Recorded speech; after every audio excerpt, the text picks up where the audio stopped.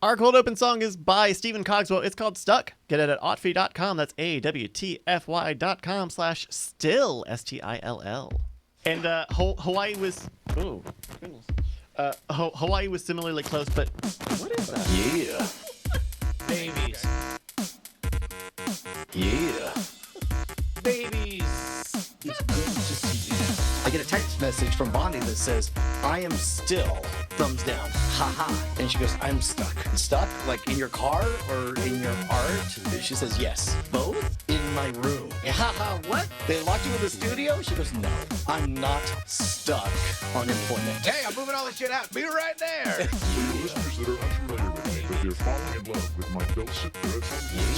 Yeah, and the banter that I have had with Bryce. All right, pause. Because I suspect I'm high. I'm in a 90s mixtape. The random number generator landed on, it's got real horseshoe crab blood in it, all right? 100% flawless going on. Do you want to see what a fireable offense looks like?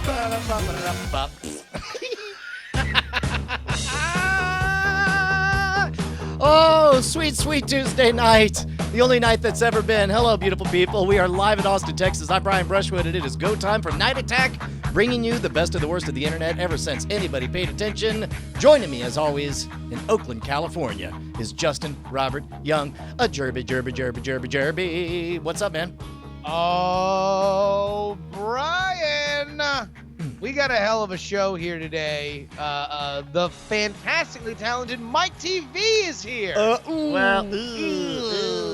Kind of. No, he had to cancel. He had a bit of a family emergency. Well, man, that's like the second musician that we've had not be on the show, right, Bryce? Well, it's even the third booking because we had to bump Tomcat Ooh. But it's not... we're not cursed. I mean, okay, the show is not cursed. Well, no, but we curse all the time. It's an explicit podcast. Well, we're king of the curses. When you think curses, Brian. think Night Attack. Yeah, no, but we don't have a musical curse. There's not a curse of music on this program. We did it like just earlier. I was like, fuck. I mean, there's musical curses all the time. Sure, we have musical curses. What's that? But we have musical curses. Yes. We don't have a musical curse. Just in case anybody was confused, that should make it very clear. We have musical curses. We don't have a musical curse. That's right. All right. Well, I thought we were king of curses, and when you think curses, you think, Jesus Christ. Let's check in on the Bit Boss, because The Bit Boss. It keeps going. Why is it still going from the pre-show? I mean, I just, apropos of nothing, want to talk about how I always have thought Jordan DeMoss was my favorite person on the planet, and everyone else could get bent and kill themselves in a fire. Well, For the podcast listeners, we've had a very competitive Bit Boss pre-show, and things have spiraled into real gold club standards here. People are giving real money in Brian's eyes. It's like, wait, what were we doing before? A comedy show? Like, that was all leading up to the money-making opportunity that is shouting people out as they give us cash on the stream. Well, look, I mean, I just felt this overwhelming urge to tell people that I've always loved Jordan DeMoss. Okay, so no musical. We do have lots of musical curses, but Yes. we're not. but we don't have a musical curse Musical on this curse. program. I just did one. I just shit. Right, Fuck. but that's like a- that's two. That's two musical and those are curses. musical curses, but we Yes. do not have a musical curse on this show. I mean, I'll do another one I if don't- that'll even it I don't out. think it's a we thing. I think it's a Brian thing. What happened when you were on the Tonight Show? What did happen when you were on the Tonight Show? Oh, yeah. So Did you call it the the Tonight Shit? The first time I did the Tonight Show, I was so proud of myself. And my friend who's a stand-up comedian, like, I just want his approval so bad. And he just texts me saying, how come every time you go on the Tonight Show, a Beatle dies? Because George Harrison had passed away. That's...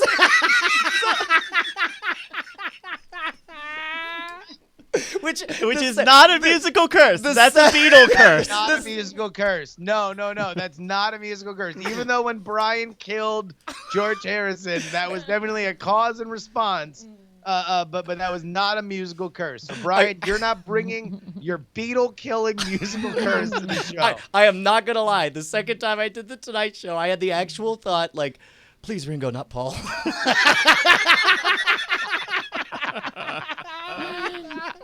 Oh my God, Brian. Oh my God. Hey, man. I want to give you $1 million. Oh, what? Brian, that's so kind. Why would you want to give me $1 million? Psych. Why would I want to do that? We're doing this. we were Brian, I'm a big enough man to say you boomed me on that one. I definitely thought I was getting $1 million. I didn't. You got me but good. And so I'm gonna write it down. You want to know what? I have my journal here, so I'm just gonna write it down. BRIAN. Yeah.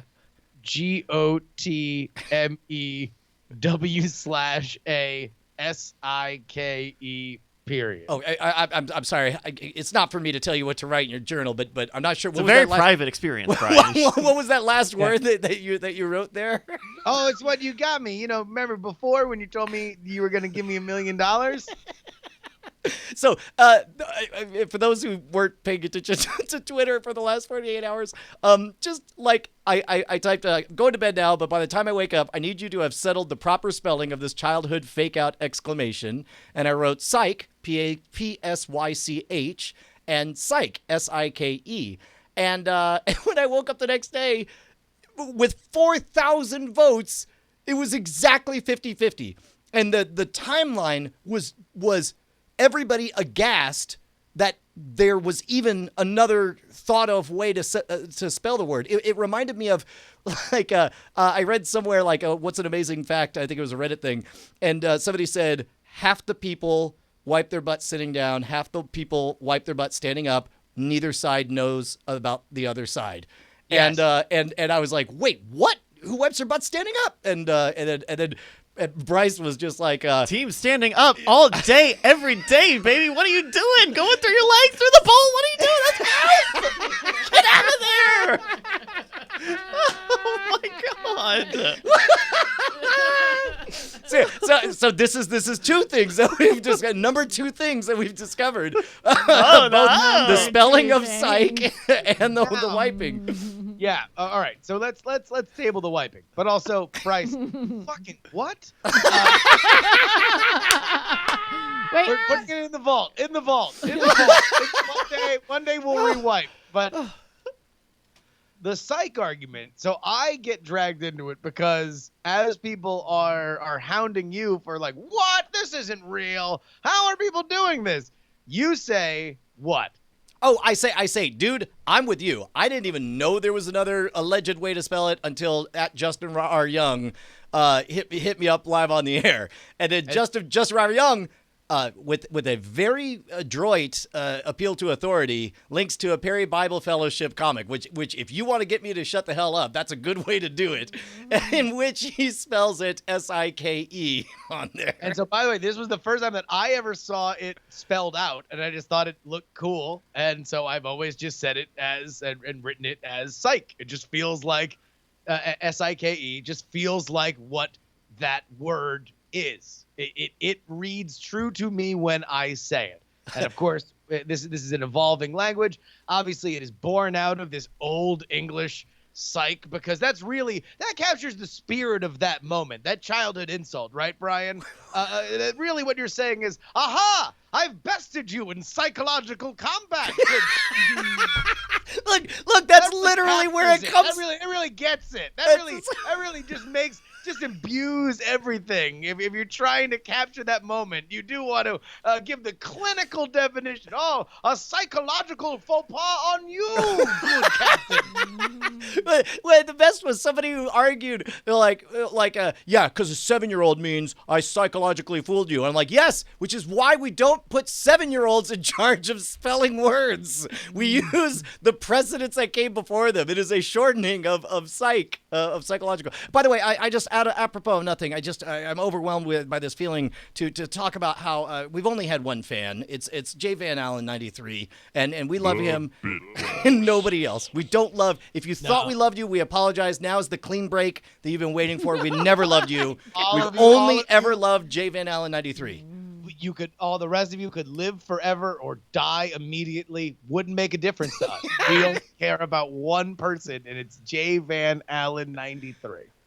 But at any rate, but I to be honest, I was kind of sad that the 24-hour poll expired. It didn't expire 50-50. There was an edge 51. an edge to the real cops. It shows that a lot of cops follow you, Brian. The word police, they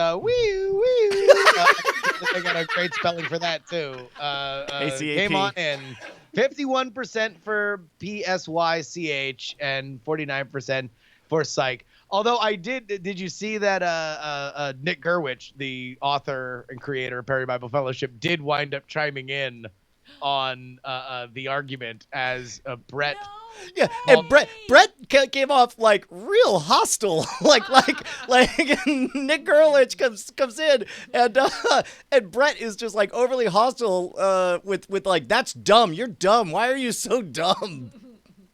Brett goes, so I guess you're just being dumb then.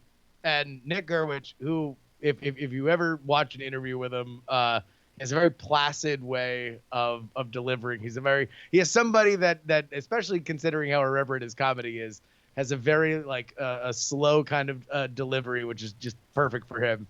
That I just read it in his voice, and he just goes, sometimes dumb has a way of winning.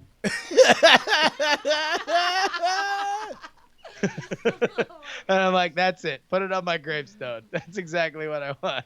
You know, I would just say that dumb wins a lot, actually. I'm not sure what you're talking about. However, I did just realize I'm almost certain that Brett Rounceville's background to his Twitter page I'm seeing for the first time that's almost certainly a photo taken in the bathroom of the place we stayed at.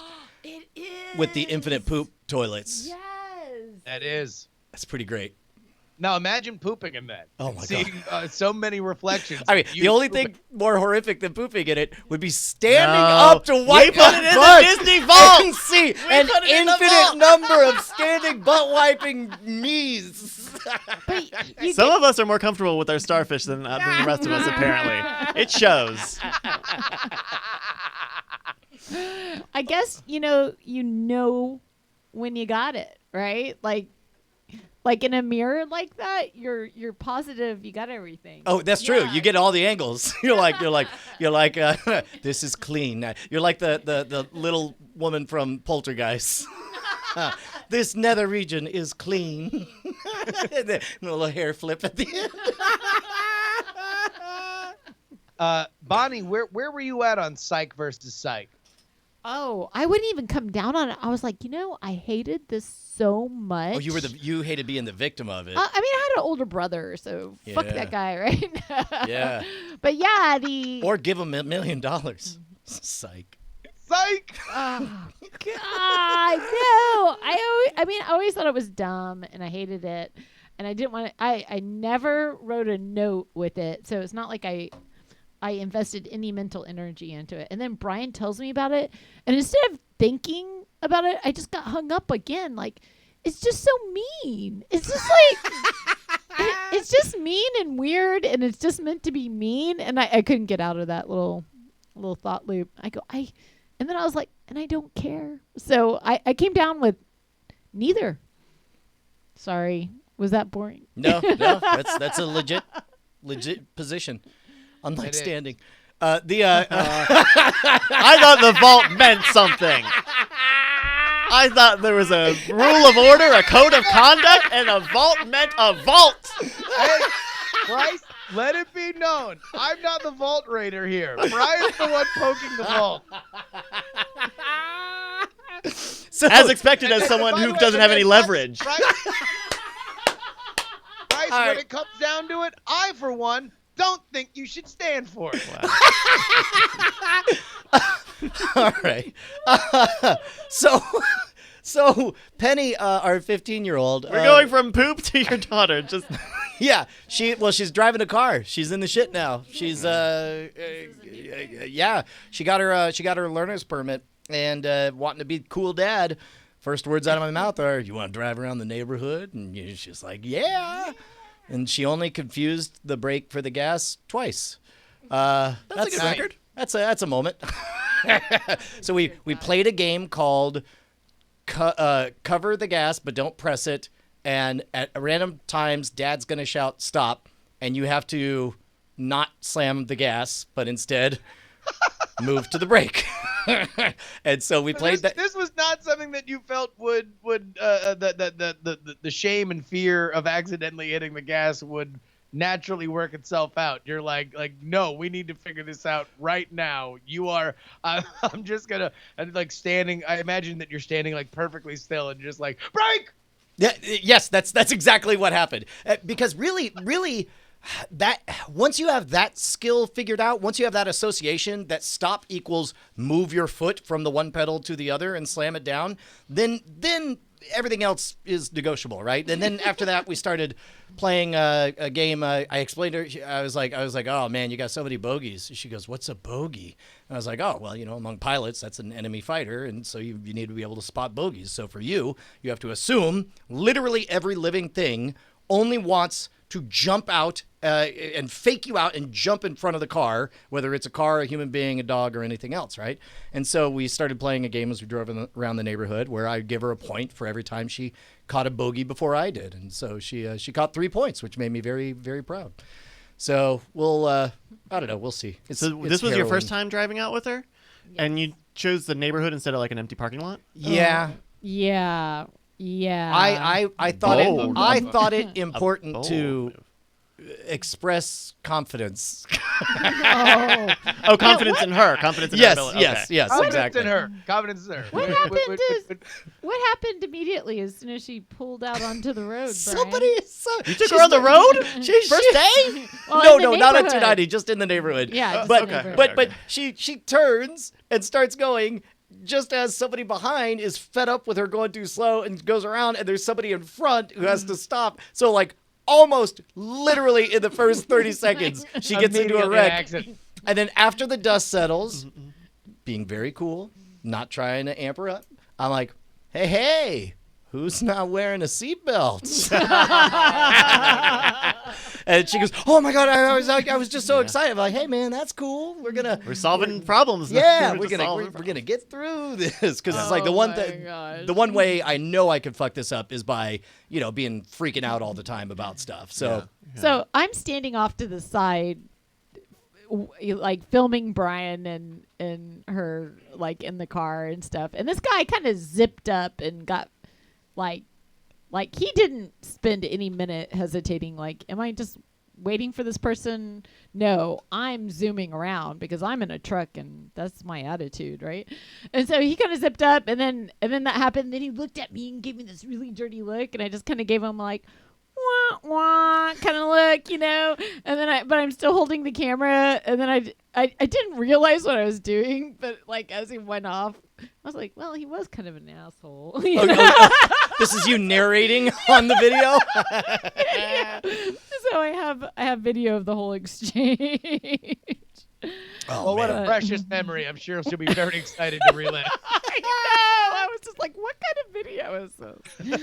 But I took her out to where my parents are at, and they have Way out in the country. Yeah. They're one of the first like 5 units in a Very mapped quiet. out but not yet built community. Yeah, so all the streets are paved and cul-de-sacs are in, but no houses are built. So we had a safe little loop where there's nobody there. So we went around, and then I got to do like what I do, and I was just like, okay, here's some gravel.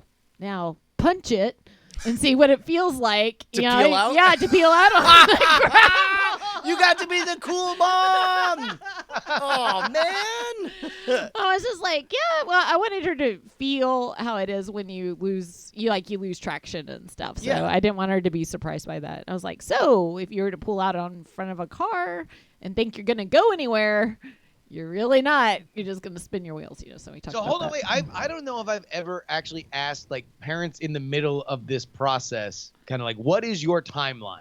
Like at what point does she get on the road? At what point does she get on the highway? Like what is your, or do you have one? When she's ready. I mean, here's what I know is maximum number of hours equals superior expertise and at driving, right? So, Yeah. In theory, she's going to driver's ed. They'll take her out however many times or whatever. But I remember. Wait, she got her permit while still taking driver's ed? Yes. Yeah, because there's like minimum requirements, and then like I think you need, I don't know, let's say I'm gonna make these numbers up. You need like 8 hours of classroom instruction and to be able to pass the test, and she did. Sure. And so, But I always thought learners was after I mean, that it is a process. learners, right? yeah, I like guess maybe I got that backwards. it's to be able to go out there. Yeah, she can't even drive with the drive instructor without that permit. Oh, okay. Maybe I must have it backwards. then. It might have changed. but you do I have don't to know enough of the basics Yeah. to Sure. even get the learner's permit. You have to do a written test. So really, Yeah. basically they do enough instruction that they're certain that everyone's going to pass the learner's permit thing. Now you all have your learner's permit, so we can get behind the wheel and so on. yeah. The This is the thing where you gotta have either a parent or somebody over like 25 in the car. somebody over Yeah. when I did it was over 18, and it wasn't explicit that they had to be it could be your 19-year-old bro. Like I mean, it was It's different now. It Yeah. has to be somebody whose insurance she can. sure. Yeah, so that's you and me. So I don't know if this surprises you, Justin, but when I was 15, I looked very young. And What? yeah, basically he looks like our 11-year-old. yes, so I want you to picture Josie. That's how I looked when I was 15. I just imagine 15-year-old Brian is just a 5-year-old's face peeking out barely over a pair of pants. Yes, That's exactly all of that is accurate it. because the pants were so high. Yes, And very high pants. all of that is accurate. The way Texas learner's permits worked is that they were technically full-on driver's licenses, but just like you would have the restriction that you need eyeglasses, the restriction was that you had to have somebody over 18 in the passenger seat.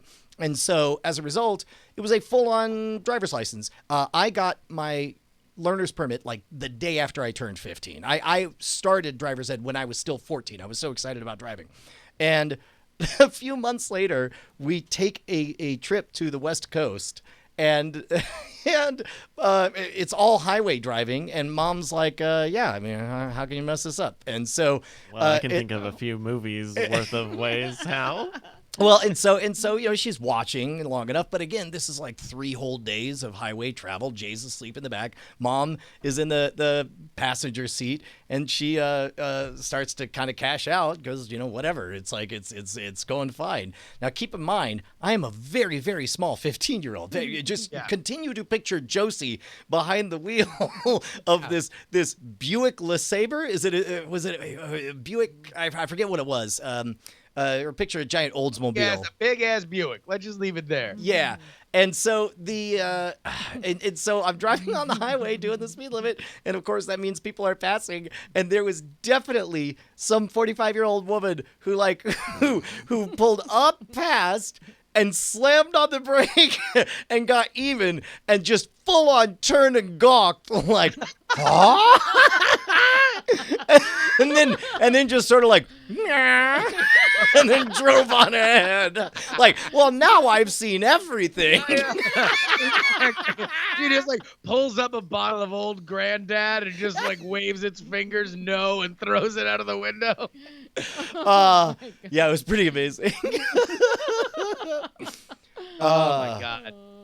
Now people were saying this here in the chat, and that was my first question, was whether or not you were teaching her on a stick shift or an automatic, because I learned on a stick and then never drove one again. But when I asked you, you were like, whoa, what do you think we're doing? Like, we got to give her the easier one first. Yeah, well, that seemed obvious to me, but I'm. I mean, you it's- learned it's- stick a couple of years ago for the Jeep, right? Or did you already know stick? I had learned it like 1 or 2 evenings, as a teenager or something, because Theory. my uncle had a Porsche and it was like, you should learn a stick, and so we did that jeez, for. on his Porsche. Yeah. I mean, I guess he can afford to put in a new transmission, so why not? But that's amazing. How do you Which uncle did start? have? Was this Donald? No. It's Uncle Tom. Really? Yeah. Oh. Wait, why? What are you surprised by? Uncle Tom. Yeah, no. On the other side. Yeah. Yeah, everyone. Uncle Tom.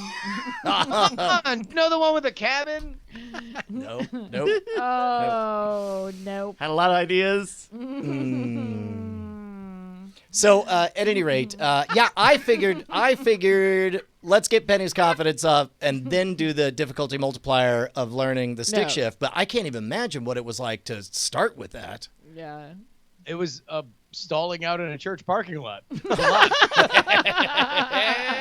got to go someplace completely empty. The church parking lot. Yeah, oh no, there was a big old church right by us, and my mom drove a stick shift car, so I guess there was part of it was not like she made a declaration, although she did make it like a point to say, oh, I think you should do this. But yeah, no, I was just in that parking lot, being bad at driving and stalling out the car a couple times until I got the hang of it, and that was that. Aw. Yeah. Well, hopefully that'll happen.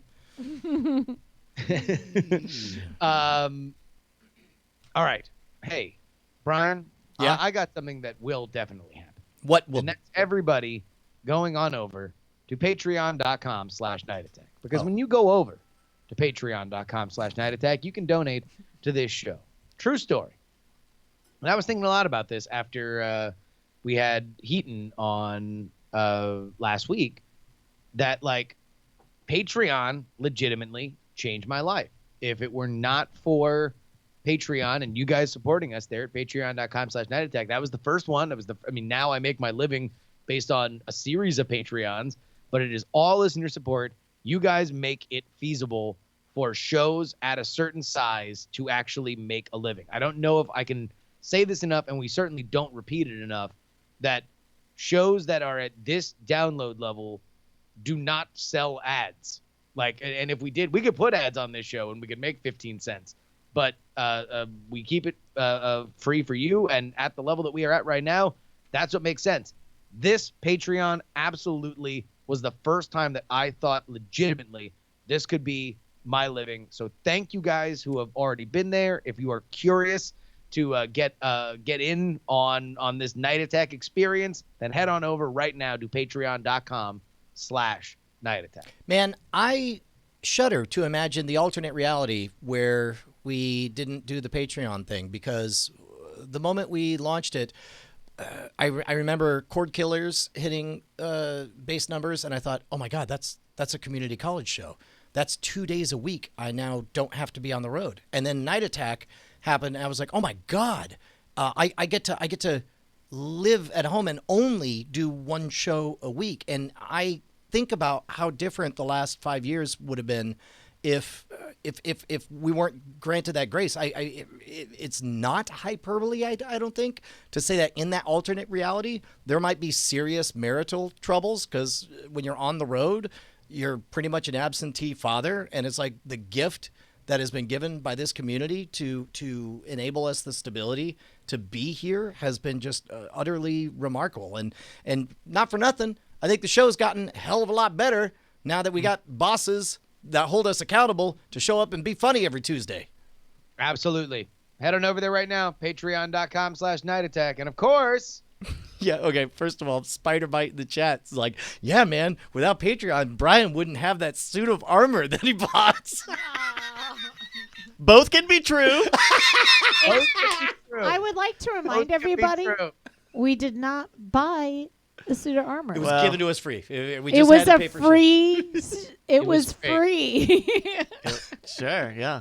All right. Look, hey, here's a little thing that we like to have happen is if you are a new pledger over at patreon.com/nightattack or you raise your pledge, then you have a chance to randomly be shouted out in a little segment that we like to call... Ladies and gentlemen, it's time for the Night Attack new Patreon name chant corner hour. So much. For the buck, fuck-o! Hey man, remember last week when we were in a space station and we heard a tapping on the window and we went and we opened a door and there was nobody there? Yeah, we were super afraid of that. It was a very spooky story. That was a terrifying story that, I mean, we just told a story about how this was, you know, like the lifeline here. I mean, we had 1 week where literally nobody was a new subscriber. For the first time since launch. For the first time since launch. So, like, I mean, look, 1 time's an anomaly, 2 times is a trend. That's well, let me tell you another spooky story. I want you to imagine it's dark and there's grass everywhere. Do you hear? Do you feel the wet grass beneath your feet? All right, listen up, Justin. See that shed over there? I need you to go approach the shed. Go approach the shed. I swear to God, if there's more empty space in that shed, I'm gonna shit myself. Okay. By the way, hey Brian, I approached the shed. There's like a sign, but it's covered in dust that labels what this shed is. Can you sort of just dust that off? All right, I dusted it off. Wait, oh my God, I think I can make it. Hold on, I have a flashlight here. It says that in there, it's the golf house. Golf house. Yeah, this didn't really play. Golf house is the name of the pledger. It turns out we got a whole bunch of new pledges over the last week. Thank you very much, Golf House. Golf house.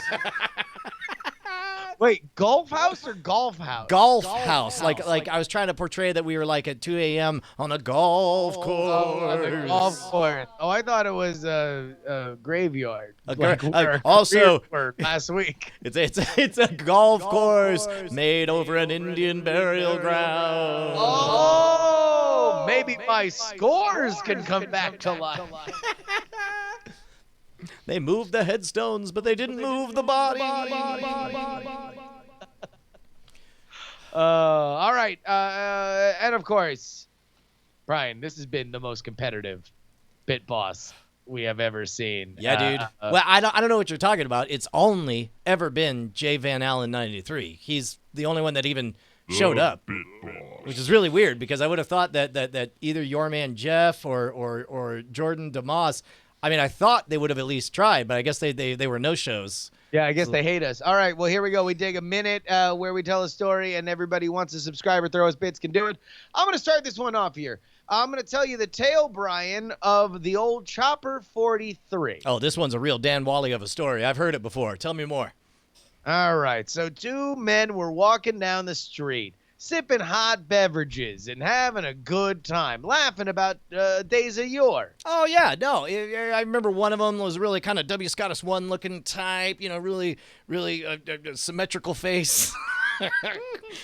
100%. So the Crimson Zamboni is the bar they're going to, and they both sit down, and they order from the bartender. Yeah, they're like, hey, Funkarius. Over here! And Funkarius turns around. He's like, what can I get you, gentlemen? Well, they look at each other and then look right at Funkarius and say, you ever seen Curtis LaRock? Because if you have, we got a message for him. He's like, oh my, he goes, is this a Bobcat kind of situation? And that was Watergate. Thank you, the Lenina. This turns out that this is what Raise the Dead is. Yeah, I know. I'm sorry. I don't want to burn the scripts real quick. And by the way, officially, as of right now, if we are to crown the mid-show, the Bit Boss, Jay Van Allen 93. Thank you very much, Jay Van Allen 93. Thank you, everybody, for all the bits. Big bits today. Big bits. Y'all get them big bits. Big bits. Oh my God. Oh wow, Jay Van bits. Halen 93 just dunked on himself. That's amazing. Oh, wow. I like them big bits, and I cannot lie.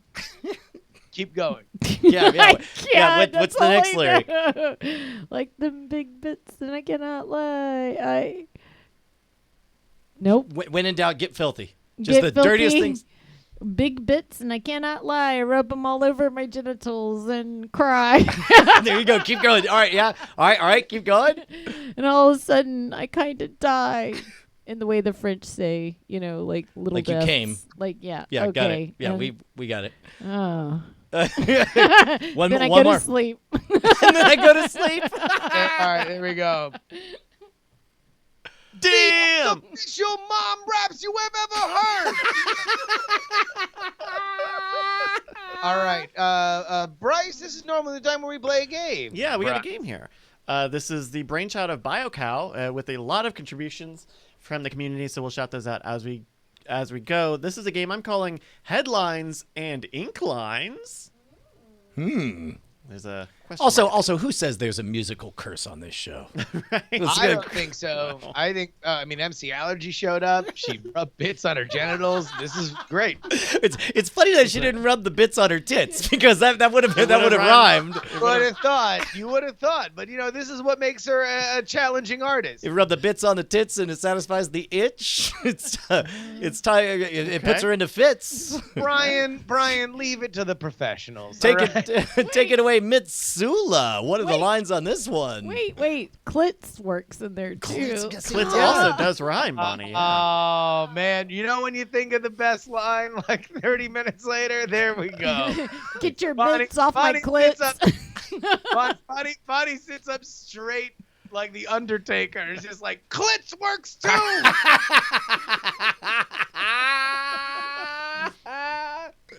Oh, so we have a game. We have a game today that I'm calling Headlines and Inklines.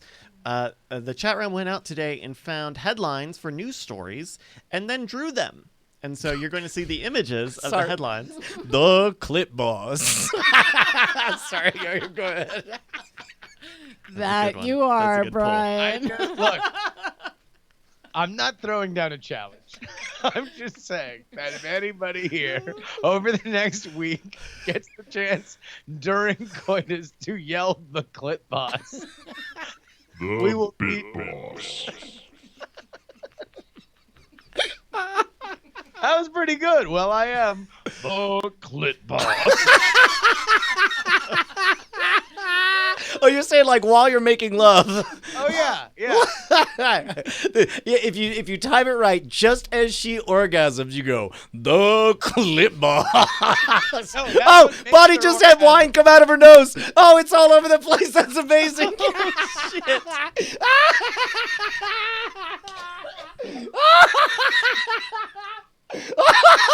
She's coughing. I'm just saying.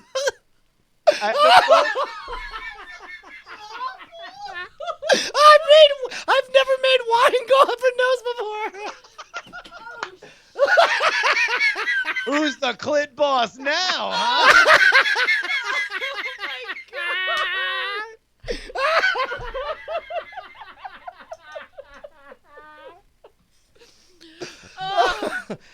Are you okay over there, Bonnie? You got a towel? Oh my god! And then this poor little piggy I was making has been. Oh. Oh, In the chat. I'm so excited that Bryce had the camera on Bonnie when it happened. So now it'll definitely be a clip. Oh. oh my god! I don't know whether I'd like that or the dancing Bonnie clip that comes up all the time. All right, so Bryce, you have a game. So we have a game. Hey, well, yeah, what's the game? So the community went out and found some news headlines and then drew them. And so you guys are going to guess if you can guess what the actual headline was. And whoever's closest gets gets a point. I think Bonnie is probably indisposed for this game. Judging by the faces Brian has been making the past 40 seconds. Oh my god! Sorry. No, please. So as an example, we would start with Brian. Brian, I would show you this image, and because you're going first, I would need you to describe this image. Sure. for me. Okay. It looks. I see the Wonder Woman logo with the state of Texas drawn around it and a bunch of arrows going outwards. So it's like like they're exporting Wonder Woman or feminism. So I would say the scourge of feminism leaks across Texas border. All right, the scourge of feminism. All right, not. I mean, I don't know the sources of where all this is coming Right, from, right, so right. I'm just assuming that. And this is from the it's like the P. Lizzle InfoWars. drew this. Okay. Well, Yeah. the P. Lizzle drew this one. Justin, what do you think that this example drawing is? Brian, you almost got it. It indeed is the state of Texas. Those indeed are arrows pointing outward, but it is not the Wonder Woman logo. It is the Whataburger logo. Oh, doggone it! Whataburger was sold to a non-Texas entity. So for the first time, Whataburger will Grow beyond Texas, yeah. Oh, I saw something funny. We have this one Tex-Mex restaurant that always posts Arroyo. I remember we. Oh yeah, used to- El Arroyo. Yeah, as a matter of fact, their Viral signs are sort sensation. of yeah. Yeah, always great signs. And they this week's sign was, "Dear Chicago, you heard her. I'll kill you." Yeah, the company that bought him is a Chicago bank. So there you go. So if that was a real round, Justin, you would have gotten the point on that. Sure. one, but it's not Renagu real. has preemptively scored it. He says he's got a scorecard that says Brian 0, Justin 1, Bonnie wine emoji. All right, so we have another image here. Justin, you're going to go first with this one. This is a drawing by MJ Zirin, and we got a drawing here. Can you describe it for our audio listeners? And by the way, we'll have a link to this in the podcast notes, so you can see all of these images. All right, so it's an outstretched hand as if to say stop, but it looks like it's bleeding. There's a bat pointing or peeking out from behind an iPad, or an iPad like some sort of tablet computer. Oh God. Bats are attracted to hands that are cutting themselves on iPads, and boy howdy are these bats tired of you cutting your hands, because they're tired of you and your blood. Get out of here, hands. I would love to believe that Meryl Barr is going to post that exact line on Forbes, and you're going to see it in all the pro fonts on there. All right, bats. And then the lead art is just the Hindenburg. All right, bats attracted to hands that have been cut by iPads is a guess from Justin. Brian, what do you think the headline or the story is here? Well, I mean, it seems like a metaphor of new iPad to draw energy from human body. Oh, okay. Like a new battery technology uses your life force to charge it. So it sucks your life force. Yeah. A battery. Yeah. Because was that because they didn't do sad Black Mirror episodes this season? Is that like That's in the holster for next one? Yes. All right. I think that it is saying that people can get viruses from the iPad now. Literal Like- viruses. Like as in like rabies. Like you can get the flu from your iPad. Well, more the rabies. Just the rabies. You can get the rabies. The rabies. Yeah. Got it. All right. All right. There's a guess there. Oh man, you know what? I'm gonna have to give it to Bonnie on that one. What? New Hampshire man bitten by rabid bat hiding in iPad. How was that not mine? I was the only one who said that bats were biting hands. Because with the blood. 86-year-old Roy Syvertson from Southampton, New Hampshire, when they tested the bat had rabies. Oh, shit. God damn it. All right, Bonnie does get that. Yeah. Just for that, Bonnie, you win. I'm going to go to the bathroom. In the meantime, though, I of all the things, I did not expect that to be a literal graphic depiction of what was happening. It was pretty literal. No metaphor. That's just that was like a caught on the scene. This AP photo. Syvertson was quoted as saying, "It was a good thing I didn't decide to cuddle him a little bit." Oh, jeez. But yeah, he was. I guess the bat was hiding in those covers, the iPad cover. Oh, so it's probably nice and snug. It was in rolled there. up, and so I Yeah. think he like squeezed at it And to then- keep it from going anywhere, and he let it out. Oh. Outside. Oh. He felt it bite him, and then he was like, oh, And no. then you let it go? And then he let it outside. Once it bites you, that's when you kill it, so that you can test it. It's very important that you kill the bat that bit you. Well, and it did not go very far. It stayed in his yard, Because it was rabid. probably because it was rabid. yeah. So I mean, hopefully, even if it wasn't rabid, he's gonna be a very dead, not rabid bat. So I can find out if, because there's no test. You have to do those super painful, expensive, miserable treatments. Yeah, well, and they did test the bat, and they did find out that it was positive for rabies, but it was definitely an option that letting it go could have been not the case. Yeah. Yeah. So that's going to be a point for Bonnie. 0-0-1 is our score. Bonnie's in the lead here. Bonnie, I'm gonna start this one with you here. Woohoo! I've got an image here. This is an image from Zeus and Hera, and I'd like you to describe this image for me, please. Oh my goodness. Okay, so it looks like one man has his hands up, and across the counter is a man with a banana. Okay. And there's a money bag. He's holding the money bag, and there's money on the counter, and it looks like a smoothie machine is above him. smoothie machine, okay. So, well, I'm going to say that might be a teller. So I think somebody robbed a bank with a banana. That's pretty good. Okay. That would be my guess. I have to go a different direction though. I guess I will. Science awards more points if you have more detail. Okay. I'll say that. A man successfully robs a bank with a banana. All I did was add the word successfully. I'm sorry. Yeah. That's all I can think. Justin, can you one up that? All right. So I think a man robbed a bank. That's why he's carrying a money bag. He brought the money in. But then he was hungry. So he went to a 7-Eleven. What I haven't told you yet is that he lost his gun from the point of going to the bank to the 7-Eleven. Because, every once in a while you're at that, you're like, oh my God, how could I have possibly lost it? I only had it for whatever. He's like, I'm committed to robbing this 7-Eleven now because I don't have. Also, he lost his wallet. He lost his gun. So he needs to now rob the 7-Eleven, and so he grabs a banana and he robs the 7-Eleven, and then But also, he's only getting He doesn't get food. He just gets more money. And I do like the chat's version. Local depositor offers surprised employee a banana. Wealthy man offers bananas to tired workers. Angry wealthy man offers banana to surprised employee. Demands potassium satisfaction with local 7-Eleven. All right.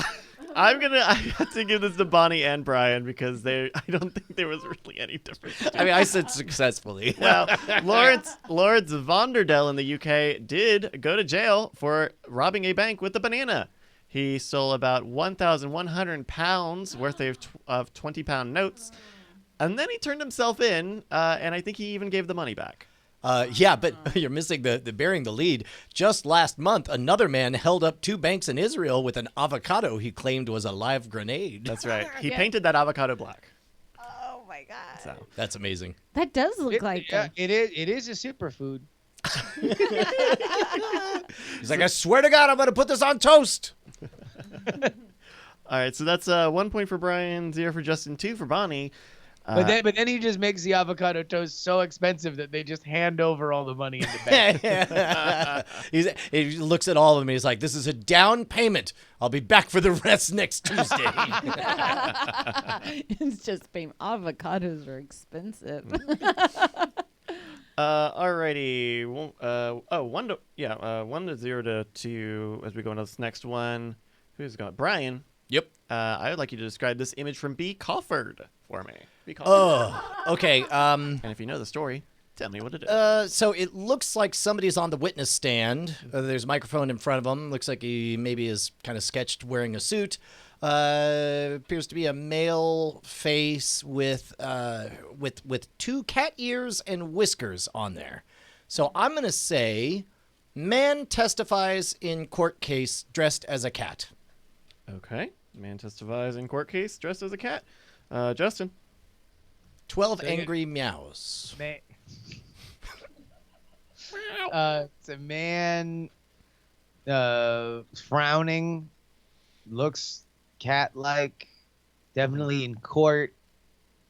This is O.J. Simpson joining Twitter. All right. O.J. Simpson joining Twitter. Bonnie, what do you think? Did you see the story maybe?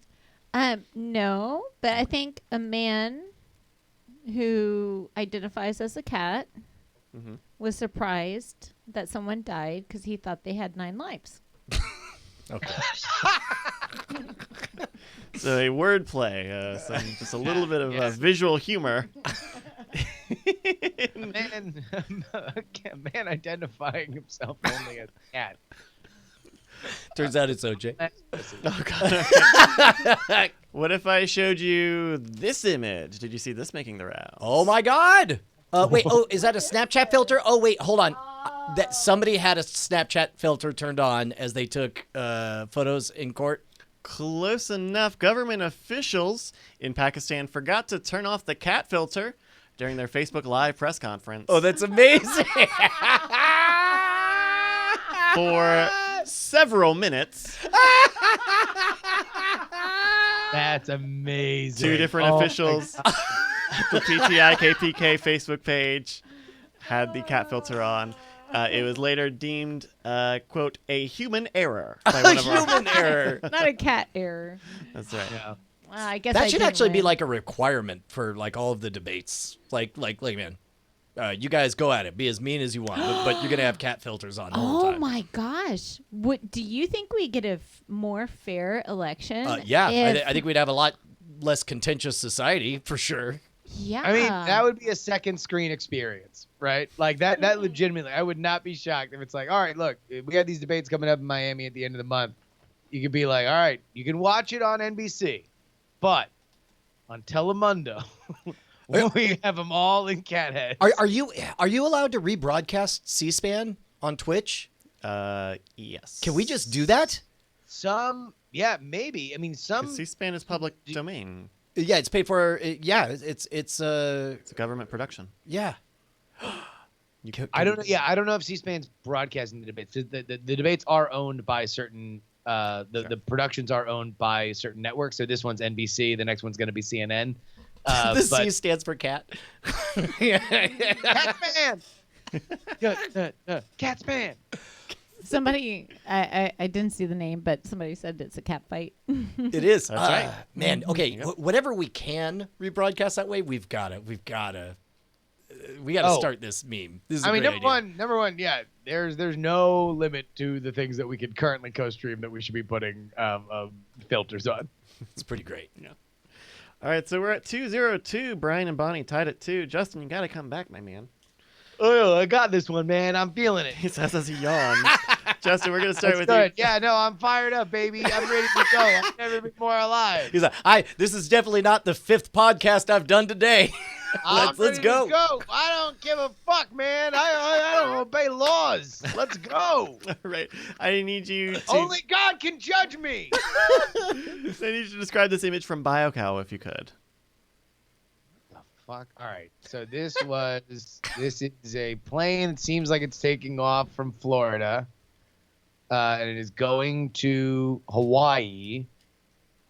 But they're on the plane. We then have a bubble, bring a transparency bubble inside the plane, showing us the passengers. And there are 2 passengers that seem like they're normal. And there's another one with a guy who has a snake that is slithering out of his backpack. So I think that on a flight from Florida to Hawaii, O.J. Simpson joined Twitter. All right, an O.J. Simpson Twitter. The only thing I'm going to add is that the guy in the back looks like maybe he's got a gun pulled out. Like, I'm going to say it was a sky marshal that discovered a snake in a backpack on a flight to Hawaii from Florida. Florida man takes snake to Hawaii. Okay, Bonnie. I'm going to say it's a pregnant Florida woman taking a snake to Hawaii, and the marshal says, "Wee." Okay, that is more detail. And a marshal says we. The marshal says we. All He's right. French. he's like, Oh. we. Wee. That's a snake. All right, we've got the headline here. Man accidentally brings snake in backpack on plane from Florida to Hawaii. I think. Damn it, that close. Yeah, I think that one's gonna go to Brian on this one. Heyo. It was discovered that a 20-year-old Virginia man was not aware of the animal until it emerged when he arrived at a vacation property of Pukalani. Freaking snakes on a plane, Oh, real life. hold on, wait. So he accidentally brought the snake and then didn't figure it out until it came out of his backpack at the destination. That's right. Holy shit. The snake will be transferred to Oahu, officials say, and he may not get this $200,000 fine, but we'll see. Apparently, snakes are not allowed on Hawaii because they have no local predators. So, And I'm sure he'll have 7 acres to run around in Oahu and just eat whatever he wants. It'll be just fine. over the Rainbow Bridge. It's to the island. There's like that whole rainbow. I know that was the yeah. reference he was making. That's the It's about joke dead I pets, made. people. Yeah. Yeah, I know. all your pets are gonna die. Well, so, all right, it's 3-2. Justin, my man, you got to come back on this. But Especially if they run into OJ. on Twitter, have you seen the DMs he's sending? Bonnie, I'd like you to describe this one for me. This is a drawing from MJ Zirin again, and it looks like this. Can you describe this one? Oh my gosh. Let me tell you, it looks like a very handsome bro, dude. Okay. And except he's a devil. Oh, right. Yeah, he's a handsome devil. He's a handsome devil Right, with he's got a goatee, he's got horns, his face is red, with a t-shirt and rainbow background. And the words Oh, "Welcome to" Yeah, across welcome the top. to. So Welcome you have a pride to- flag and a handsome devil on it, and it says "Welcome to." Right. That's right. It might be Max Maven. Dave Grohl is what came to mind for me. Oh, That's yeah, looking like a yeah. younger Dave Grohl. Same. 6 to 1, half dozen of the other. Dave Grohl and Max Maven. Hunter Armstrong 18 says, "Welcome to gay hell. There's no dudes here." Oh. All right, Bonnie, what do you think this news story is? This is illustrating a news story, not just general Pride Month. So, I know. well, okay. It's got to be related to Pride Month, but it might be like, because of the flag in the background. So like, there is a rainbow. There is a rainbow field behind him. Yes. Yeah, welcome to. Wait. Maybe he has cloven hooves. Okay. And Don't get too creative. And what are you doing? he- Details are important to science. yeah, let's see. And maybe he's at the Rainbow Bridge. He's like, wait, There's like, that snake. Save the snake. I paid so much money to smuggle him to Hawaii, and now he's dead. welcome to the Rainbow Bridge. He goes, just because I have cloven hooves, I'm at the Rainbow Bridge. So wait, so the devil dies and doesn't go to heaven or hell. He goes to because the he's rainbow. just animal Animal enough. enough. He's surrounded by like dogs frolicking, looking for their Right. masters. That's Yeah. what I think so. All right. Yeah. All right, I'm gonna write down Satan died. And of then paper. went to pet hell. People don't know. I don't always have enough room for the entire answer, so I just kind of shorten it a little bit. Brian, what do you think? Oh man, I think there's something to the gay hell thing. Is that Gambling Man's response there? Turning the snakes gay. Frickin' snakes gay. I'm gonna say this has something to do with who could that person be? I'm gonna say Dave Grohl raises pride flags at embassies that weren't allowed to fly pride flags. All right. Embassies. All right. Justin, what do you think? All This right, so it's image. either O.J. Simpson joining Twitter Okay. Right. Very or or a rich man going to Hell, Michigan and purchasing the town a la Schitt's Creek and renaming it Gay Hell and demanding that the only flags being flown are pride flags. I would like to believe specifically this pride flag because that's a remarkable I'm photo. going to go with O.J. Simpson joining Twitter. Hey, also, what was the DMs thing? Like, did he just straight up threaten people's lives over Hold on, DMs? let's get through the Gay Hell story, and then we can talk Okay. about O.J. Simpson threatening murder on people on Twitter. That's right. We're gonna have to give this one to Brian. Unfortunately, Justin, you were so close too, and God damn it! Yeah, a YouTuber bought the town of Hell and renamed it Gay Hell No way! in protest against the pride flag ban at the embassies. That's fucking great. Apparently, Hell, Michigan, which is just like these 2 acres in Michigan, you could buy your way to be the mayor of Hell for the day, and then you would be impeached at the end of the day. He bought it for like $900,000 or something, and now he owns Gay Hell. Wow. He Also, no dudes there. I called it. I definitely called it. Well, Just it's 2 empty more- acres. Apparently, when he was interviewed by NBC, he said, yeah, the first things I'm doing are I'm outlawing all the other flags and I'm making being straight illegal. And he had to call NBC back to let them know that was a joke. But yeah, very good work. Very good work, Brian. That's going to be a point for you. 4-0 to 2. Yeah, so what's do you know the OJ DM thing better than I do, Justin? I just wanted it to be a runner, but we can talk about it if you want. So yeah, O.J. Simpson joined Twitter.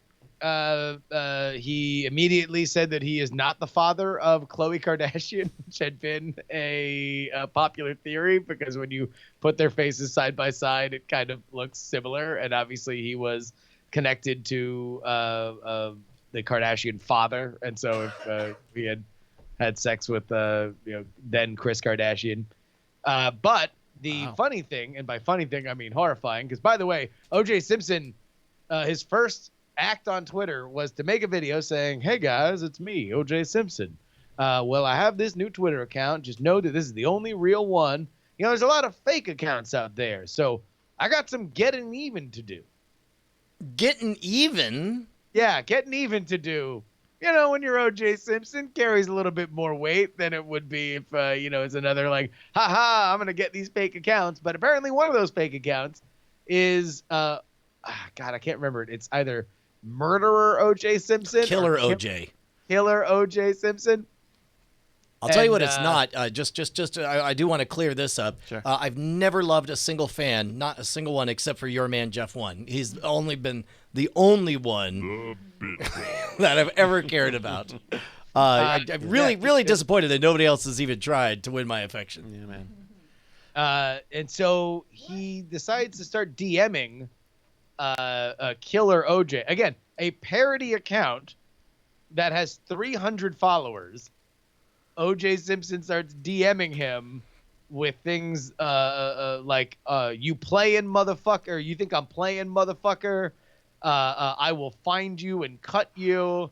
And then the guy says, oh, LOL, is that what you said to Nicole? And then he just keeps sending knife emojis. Wait, which one sent the knife emojis? OJ. Oh, OJ jeez. Simpson just starts sending this random kid who has a 300 follower OJ Simpson parody account knife emojis because we're living in Black Mirror. This is exactly like we're not a year away from we spent an entire calendar year watching documentaries, docuseries, reading books, watching remembrances because the anniversary of the O.J. Simpson trial had hit, I think it was 20 years or whatever, and we're all like, man, we understand O.J. and this whole situation so much more than we did. And a year later, O.J. Simpson's out of jail, and he's just like, "Oh yeah, I'm just gonna threaten murder to people on Twitter." I think he was just excited because for a split second he thought he had found the real killer. He was just like, "You did it! You did it! These knives are on you." Yeah, look, your name is even says it in your name. Oh my God. Anyway, yeah. So O.J. Simpson being very on brand on Twitter. Yeah. Oh my goodness. All right, we got another one here. This one, Brian, we're back to you. Yep. Got an image here for you. This is an image from BioCow. Can you describe this image for me, please? Yeah, man, you got a police car going and a NASA package falling from the sky with a parachute, and it looks like a bunch of waffles on the ground. Okay. I don't know what's up with the waffles. There's also a sunshine. I feel like there's context on the place of where this is. Like maybe it landed on a beach. Maybe those are beach towels. I'm gonna say NASA brand chocolates delivered by parachute just in time for hungry cops working the beach beat. Parachute to cops on beach. All right, Justin. So I'm going to say that this was some kind of NASA re-entry that went awry and wound up landing on a public beach. Okay, interesting. Or okay, I'll just go with that. Okay. Although actually, if this was meant to be a beach, you would think they would draw an ocean. So it's probably not a beach. I'm probably misinterpreting it. Well, Bonnie, what do you think? How do you interpret this one? Yeah, I find those beach towels to be not very much like beach towels at all. Okay. I suppose they look a little bit like the plaid that might be used in next year's grunge fashion show. Okay. Okay. Look, you're trying to get too creative and funny. You're not trying to play the game. A garment district, all right. I just don't know what those. So, somebody in the chat is saying solar panels. Those might be solar panels. Yeah, they look like something that broke off. So maybe they're like re-entry tiles that Re-entry maybe tiles. that the police are trying to recover.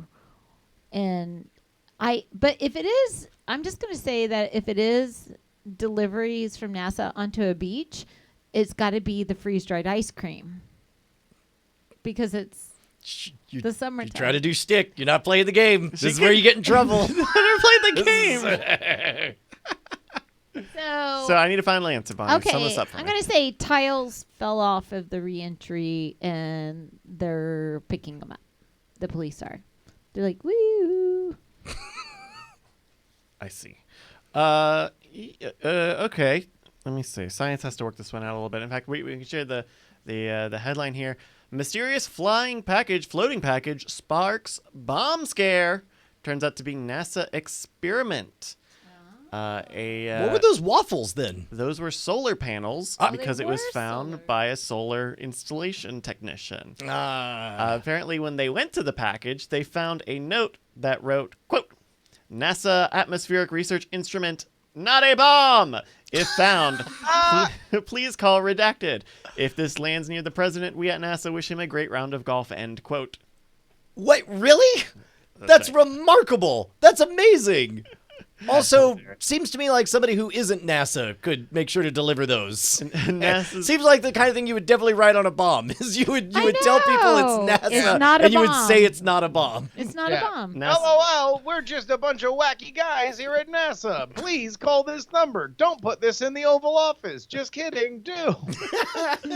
NASA said in a quote, in this instance, a summer student employee not affiliated with Rutgers added extra text in a misguided attempt to be lighthearted. The student who appended the note was removed from the project, and we are taking steps to standardize the labeling on these scientific instruments. Oh, how bad must you... Oh, I feel so bad for that dude. You can't say this is not a bomb, Mr. President. I mean, but it wasn't even a bomb. He wasn't even lying.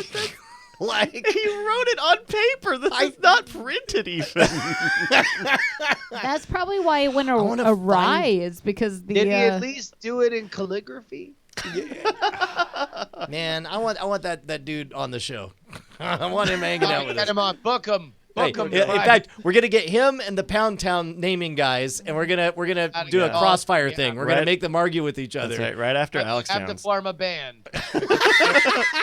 Oh, curse. That's right. Let's see. I'm gonna give points to everybody. Everybody Yay! was pretty equidistantly far from that one. All right, Justin, I got an image here for you. This is an image from Big Jim. Big Jim made this image. Big Jim. Big Jim. Oh, Big Jim. All right, here we go. Can you describe this image for me, please?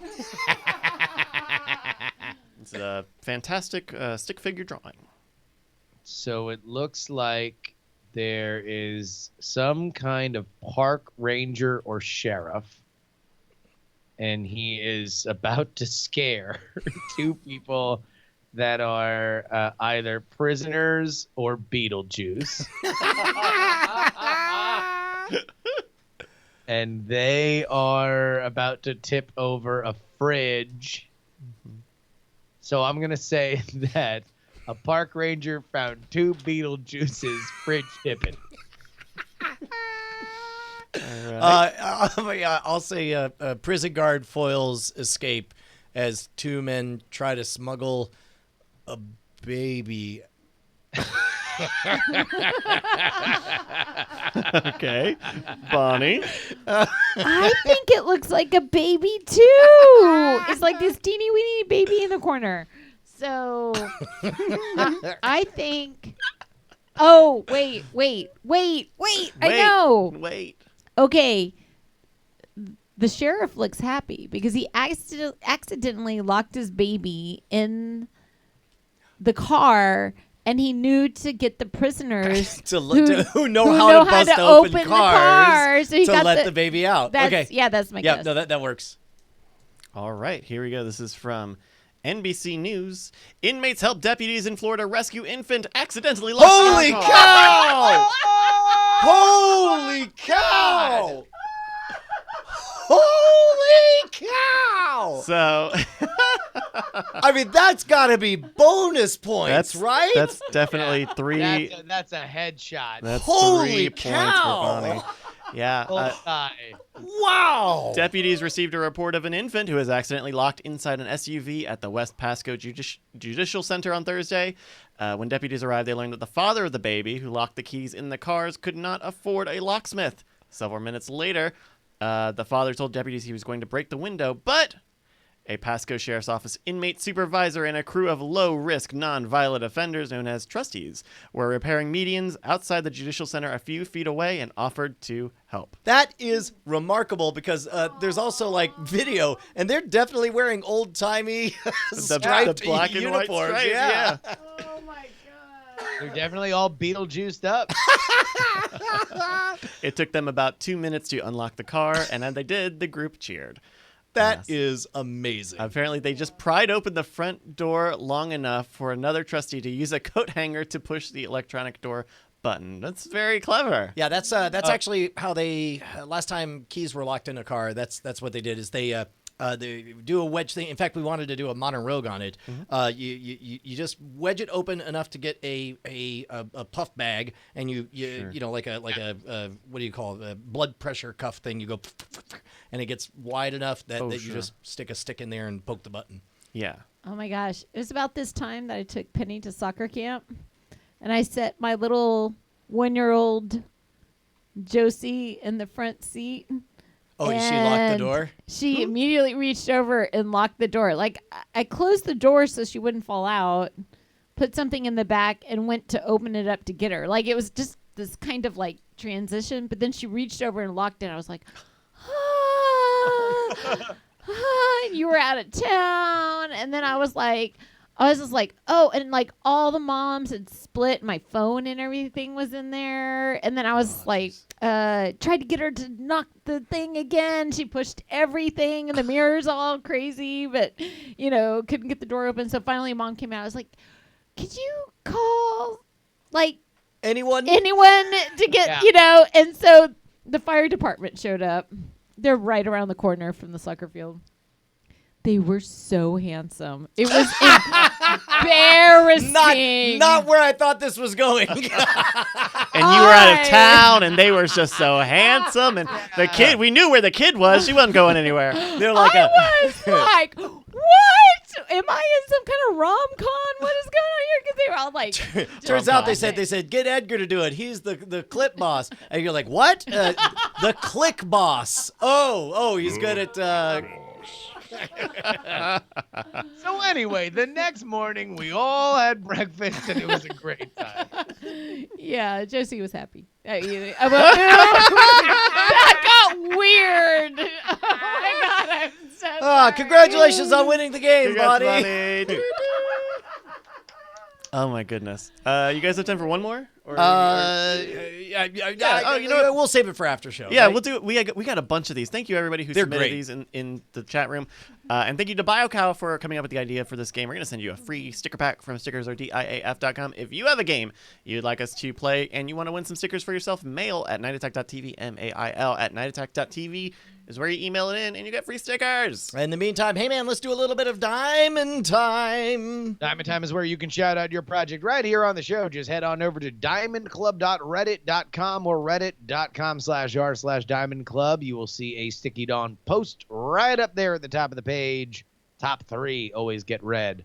Dan Wall writes, I'm involved in a new Kickstarter for tabletop gaming accessories. Please give it a look.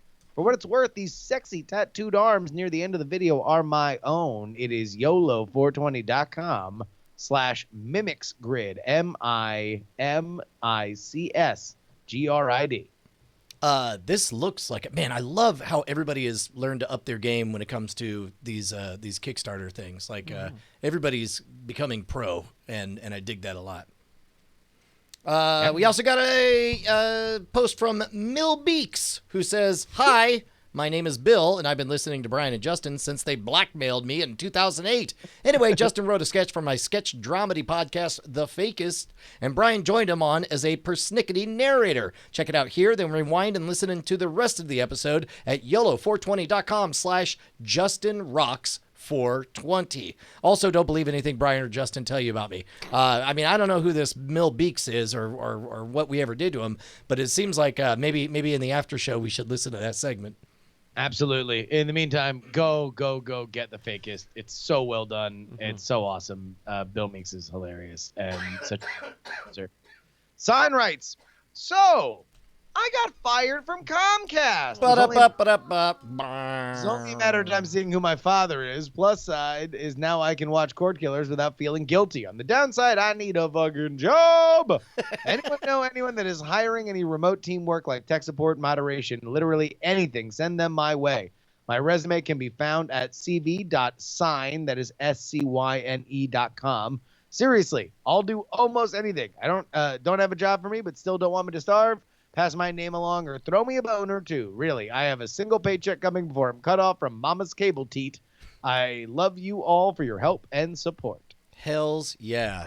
No, Sign is one of the greatest of all time of chat realm, and so we definitely want to support him. Yeah, help 'em out. And someone with tremendous technical capacity. So that is not just an idle like tech support offer. Like that dude made the fake coin and everything. So at least he knows his way around something. Hells yeah.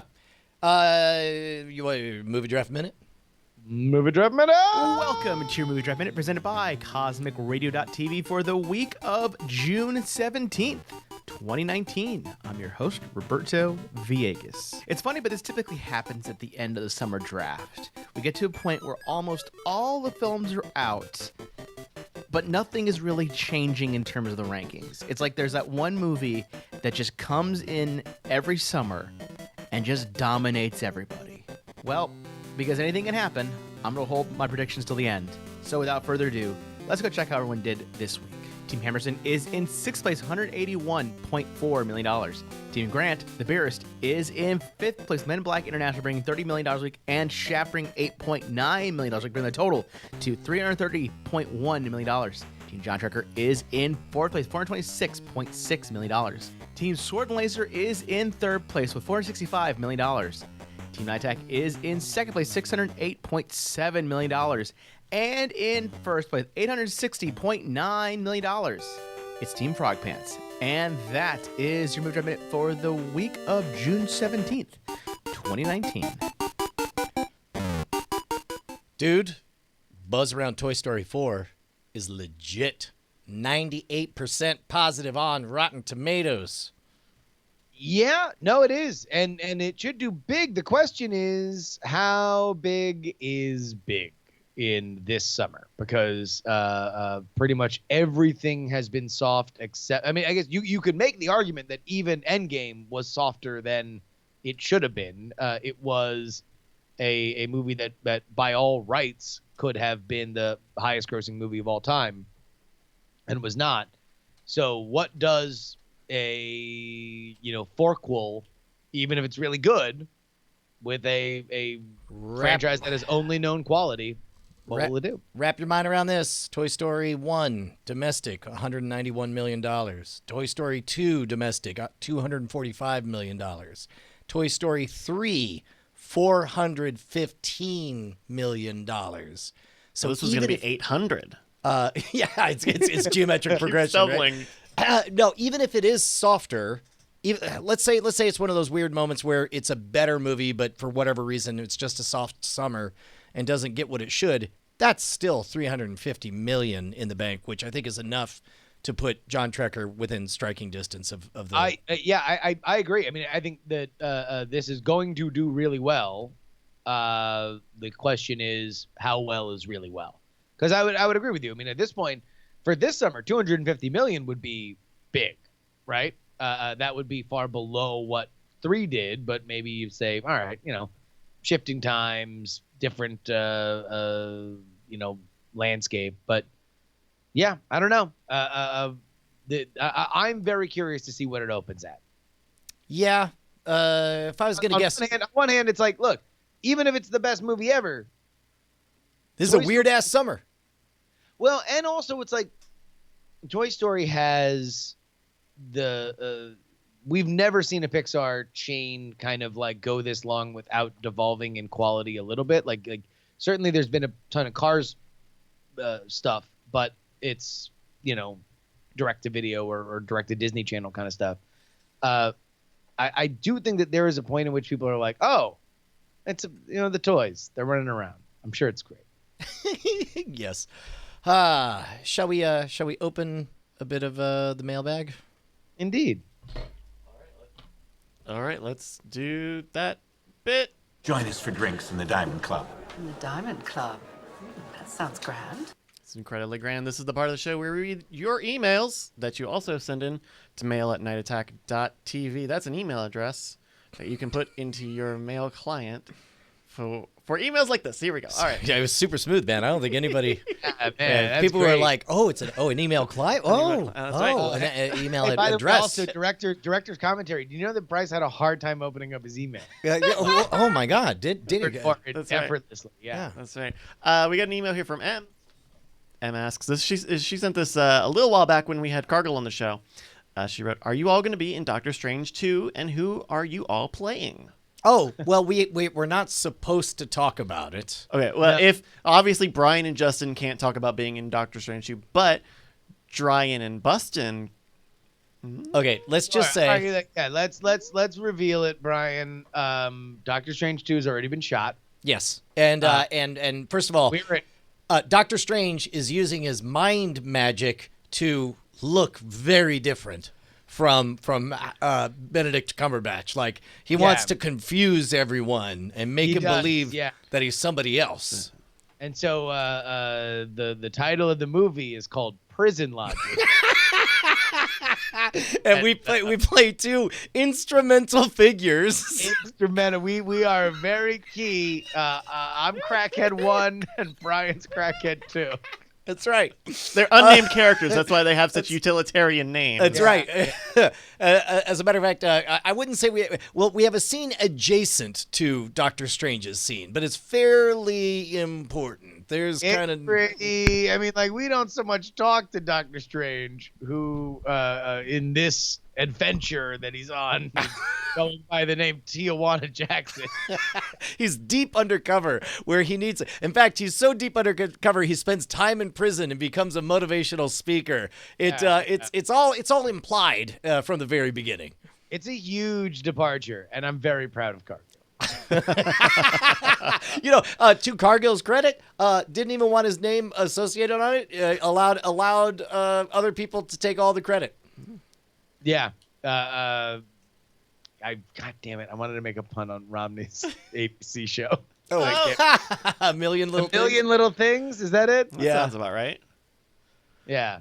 Anyway, imagine I made a funny joke, but with that name. $1 million. Be paid! All right, we have another email from Will. Will titled this "Question for the Magic Attack." Yeah. But before we go to Magic Attack, I'm just so proud that both Justin and I, with no pre-negotiation, we both instantly knew where to take this. Yeah. Pat, pat, pat, pat. All right, we got an email from Will. Will says, keeping the night magic or magic attack questioning alive. I just found out one of my favorite childhood acts, Johnny Fox, passed away 2 years ago. Curious if the boys ever performed with or had encounters with him that they would be open to sharing. From Will. I don't know that I have. But then again, I'm very bad at remembering names, especially like when we did that week at the Magic Castle. By the way, Justin performed at the Magic Castle as well. Oh, shit. I don't know if you really... Have you allowed yourself to think in those terms yet? To realize that you performed at the Magic Castle for a week? Oh, yes. I mean, I have. But, Okay. But I think it means a different significance for me than it would be for somebody that, actually, I mean, like, I was part of Andrew's act. And so now I can say it's a fun party thing to be like, oh, yeah, I performed at the Magic Castle. I was a Yeti. How did Johnny Fox pass away? Because he looks young in these photos. He does. We'll have to look. I wonder if we did meet at some point. I wish I was better at remembering names, but I'll tell you this much: it looks like he worked Renaissance Fair circuit.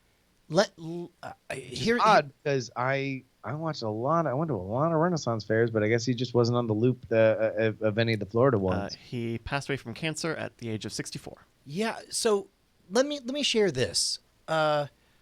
Do yourself a favor and just reach out to somebody whose act you ever saw or liked. Like when you go to a Renaissance fair, it's not going to be hard to find their email address. You're going to search. It's going to take you straight to their website. They're going to say for bookings or for contact. It's going to act like it's a form, like it's going to go to an agent. It's not. It's going to go straight to them. You're talking to them directly. And they won't remember your name. And you don't need to take up too much of their time, but know that everybody in the variety arts runs on two different types of currency. Yes, of course, they need money to pay the bills, but if they wanted money, they probably wouldn't have become a juggler, a sword swallower, a fire eater, a magician. And it means in an age where those face-to-face interactions are less reliable, those letters mean more and more. So just take a moment and write an unironic fan letter to anybody you like. And it doesn't have to be super big. Just say like, hey man, saw your act on Friday. Really, really enjoyed it. It reminded me of what I loved about this, that, and the other person. It will take almost none of your time, but it will mean the world to these people. Absolutely. And geez, I mean, I'm just looking at his Wikipedia. Died at 64. Gone way too soon. That's hard. Unfortunately, I don't have a story. Our paths did not cross. But like Brian said, man, so many great acts out there, and let them know that they rule, because they probably do. Well, and plus also there's a temptation to think, oh, well, I mean, they're on stage. They must know that they're killing it and they're doing great or whatever. It's like, if they're on stage, it means they suspect they may be able to kill it. And in fact, your words of encouragement probably will have a bigger impact than you would think. It's funny. I was actually talking to Bryce about this earlier today. That there is a disconnect, certainly between audience and somebody who's up on stage, and I think it's even more so on the internet, because there's a relatability and yet a tremendous gulf of you not being a real person to somebody who's watching you on the internet. But man, just know there are real people on the other side of that, whether it be the gulf between an audience member and somebody on stage or somebody on the internet. And that means that the compliment means that much more. That means that the snide remark also stings. And, I think we've built such a great community here in Night Attack where, we allow ourselves to kind of like joke and be made fun of and have a good time, but there still is always that moment where even in our audience, if you're just like, hey, that was great, you guys did a great job today, that it means the world. Always. Hey, Every single. I got a question for you. With that in mind, knowing that, we're entering this new age of communication and a lot of stuff doesn't land the way it's intended, I was thinking about, I was watching The Matrix, right? And there's that moment with the red pill and the blue pill, and the red pill is just the truth. You got red pilled? No. He's MGTOWing. No, but okay. Would you take a blue pill app? And basically what I mean is, hey, here's the thing. You're about to embark on a 20-year career in media on the internet. You can either think that you can handle all of everybody's honest feedback, and you will slowly run out of steam and become bitter over the years. Or you could keep that engine going and do what you do well by taking the blue pill, which means every single comment you read will be tweaked by a machine learning AI, and it will be edited in such a way that responding to it naturally will not look out of character, but you will never hear unkind things about your stuff. It will all somehow compliment you, and you will be riding high, and you will be at peak Justin at all times. Your output, like steroids, basically, emotional steroids. You will have 30% more output on average over the course of your career, and the only thing you have to give up is knowing for a fact that these are all the true words that people wrote. No, as you said it, yes, if you add into there that things that are legitimate or good constructive criticism will be relayed to me in a way that I don't find harmful. So it's like if somebody is saying something that is a harsh truth that I do need to learn, or something that I do need to understand, then I will get that. I won't lose that just because I'm taking this. But in general, I think, look, that this is part of it. Understanding that golf is part of the act, though. You learned more as a stage performer when you understand how the audience sees you. And I don't know if you can do that without knowing how they react to you. Or at least I would, I don't know anyway now. Maybe, yeah, you're right. Emotional steroids where you can push a USB drive into your ear hole, and next thing you know, that's not a problem. Maybe, but I don't know. In my mind, there is a value to that. There's a value to that evolution in terms of maturity. Yeah, I guess for me, maybe that's kind of what I've done is sort of because I had 15 years of on the road real time feedback, in the form of people clapping or getting up and leaving or saying nice or not nice things after the show.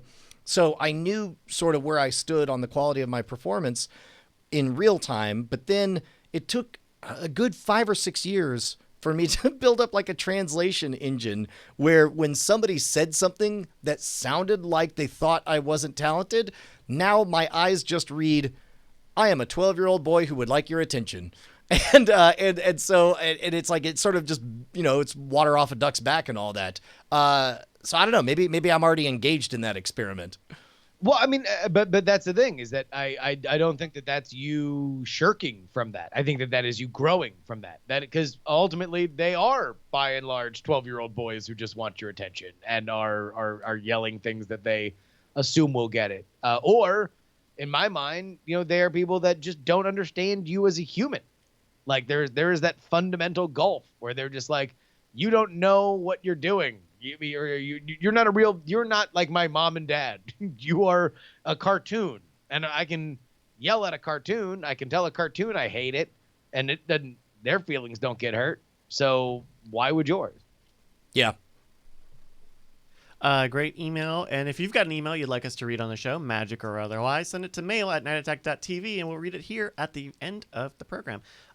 We wanted to give a little bit of a shout out to Mike TV. He couldn't join us today. He was going to come on to talk about his Kickstarter, but we won't be able to have him on for another 2 weeks or so, which will be after the Kickstarter ends. We should plug the Kickstarter though. This is a fantastic book where it dissects the all of the proper lyrics for this is their first album. First album. That's right. The so you've ruined your life. That's right. And it's a songbook, so it's like a physical thing. It's got the actual lyrics. It's got I believe it's handwritten like commentary from him as they were about them recording and writing the songs. and they're individualized and personalized, and they've hit their goal. But I think because of the economy of scale, they still are going to have a bunch of extra stock that he doesn't want to hold. No one, it's bad to hold on to a bunch of stock. Oh my gosh. Look, yeah, no, it matters when you have to commit money to do a big run. Like you don't.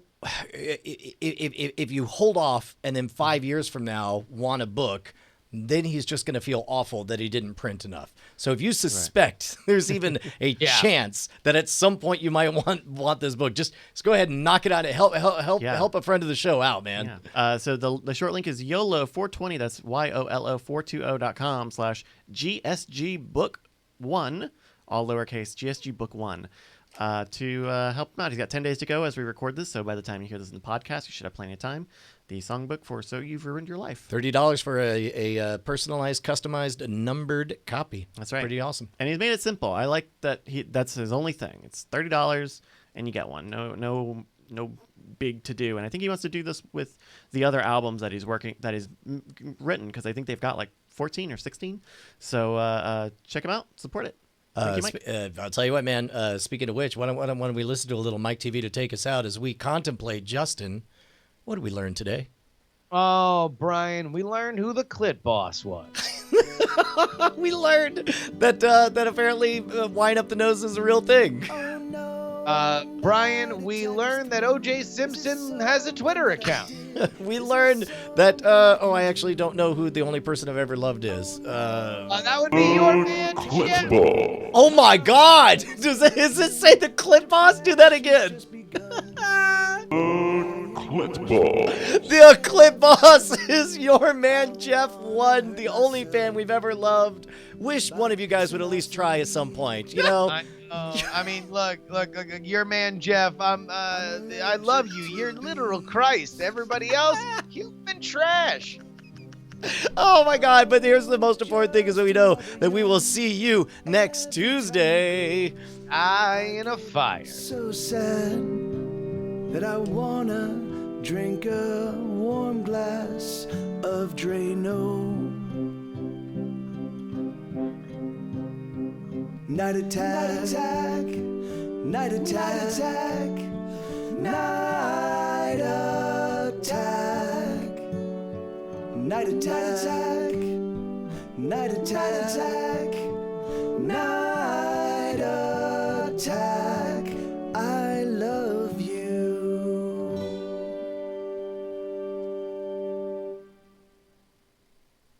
Diamond Club hopes you have enjoyed this program.